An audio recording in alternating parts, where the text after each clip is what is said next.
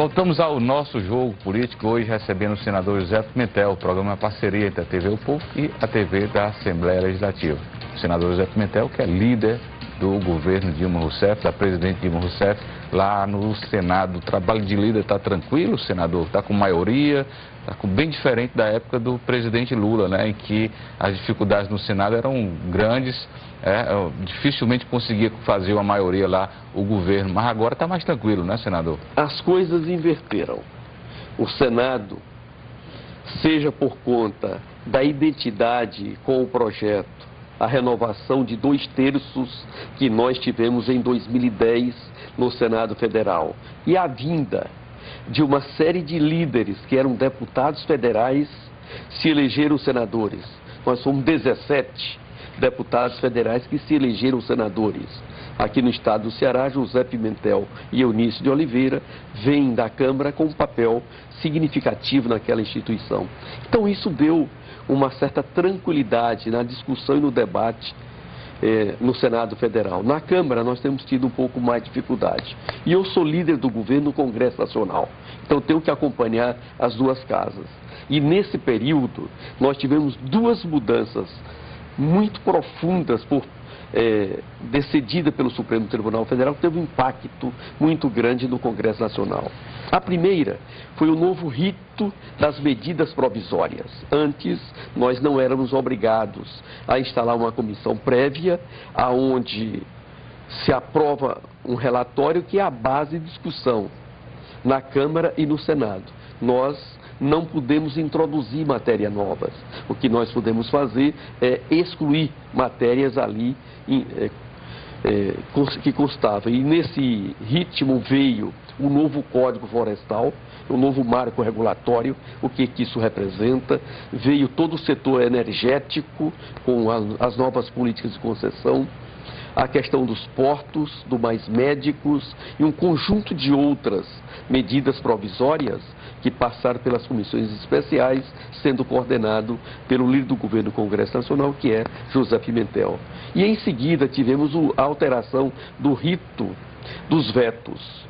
Nós temos vetos ainda dos anos 90 e a partir de agosto de 2013, todo mês, nós fazemos uma sessão de vetos. Já fizemos em agosto, setembro, outubro, novembro e dezembro. E está com quantos por cento mais ou menos apreciado de vetos, senador? Nós tínhamos em torno de 3.500 vetos até julho de 2013. Desses nós apreciamos 1.700 vetos, mais ou menos quase a metade. Caminhou bem, nunca era apreciado os vetos. De agosto para cá todos os vetos que são os novos vetos de agosto para cá. E vamos ter nova sessão dia 18 de fevereiro. Portanto, é um ritmo muito intenso de diálogo, de composição, de ouvir os vários setores da sociedade que têm interesse na manutenção e na derrubada daqueles vetos. E esse processo tem exigido muito do líder do governo e da articulação política do governo federal, a secretária de Relações Institucionais com a ministra Ideli Salvati e o ministro da Casa Civil, um trabalho muito intenso junto ao parlamento, junto às entidades, para que nós possamos dar conta dessa demanda. Nesse início de 2014, vamos continuar tendo todo mês os vetos apreciados, como eu já havia dito. Dia 18 de fevereiro é a última terça-feira de cada ano, de cada mês nós fazemos esta sessão, e teremos uma série de outras matérias que diz respeito aos interesses da sociedade brasileira. Entre essas está o Plano Nacional de Educação. De que consta, senador? Nós tínhamos votado na Câmara, foi ao Senado, chegou lá no final de 2012, em novembro de 2012. Em 2013 fizemos um conjunto de audiências públicas, de debate com os secretários de Estado, com as entidades representativas dos municípios, com a sociedade civil, e construímos uma adequação no texto que foi aprovado por ampla maioria no Senado Federal. Esperamos que agora, no início de 2014, entre fevereiro e março, a Câmara consiga concluir essa votação para que nós possamos ter um novo Plano Nacional de Educação que envolve a criança de um dia até o pós-doutorado. Senador, o senhor falou aí, diante da minha pergunta, que a coisa se inverteu lá no Congresso, né? A Câmara era mais tranquila, o Senado era mais complicado na época do presidente Lula. E essa situação se inverteu, não é isso? Bom, aí eu pergunto, quais são os planos aí dessa aliança governista em relação ao Senado, por exemplo, né? Vai se renovar agora um terço da bancada. A ideia, evidentemente, é aumentar garantir essa tranquilidade no Senado, né? Isso passa pelo Ceará. Como é que está aqui? Bom, tem a candidatura do PT que já está publicamente colocada, né? Embora não oficializada, do deputado federal também, né? Seria o terceiro deputado federal se conseguisse se eleger senador, José Nobre Guimarães, que é uma liderança do PT aqui do Ceará. É esse o caminho aqui, senador? O processo eleitoral 2014, no que diz respeito à Câmara e o Senado Federal, é um pouco diferente daquele que nós enfrentamos em 2006 e 2010. Por que, senador? Qual é a diferença? Nesse período, nós crescíamos sobre os representantes da oposição. Se você observar a quantidade de deputados, a quantidade de senadores que o PSDB, o PFL antes e o DEM hoje e o PPS tinham, era significativo. E as nossas eleições se deram exatamente nesses espaços. Nesse 2014, a quantidade de vagas de senadores que vão ser renovadas por parte do PSDB e do PFL é mínima. Se você observar a região sul, Rio Grande do Sul, Santa Catarina e o Paraná, tem uma única vaga, que é um senador pelo PSDB do Paraná. Em Santa Catarina e no Rio Grande do Sul, são senadores da base do nosso projeto, ambos do PMDB. Se você vem para a região sudeste, que é São Paulo, Rio de Janeiro, Espírito Santo e Minas Gerais, você não tem nenhum senador do PSDB ou do DEM indo para a renovação. Todos na base São governista. Todos da nossa base. Se você vai para a região centro-oeste, Mato Grosso do Sul, Mato Grosso, Goiás e Brasília, você tem um senador do PSDB de Goiás, que é o Ciro Miranda, e tem um senador do DEM, que é o Jaime Campos do Mato Grosso. Todos os demais são da nossa base. O de Brasília é do PTB e o do Mato Grosso do Sul é do PMDB.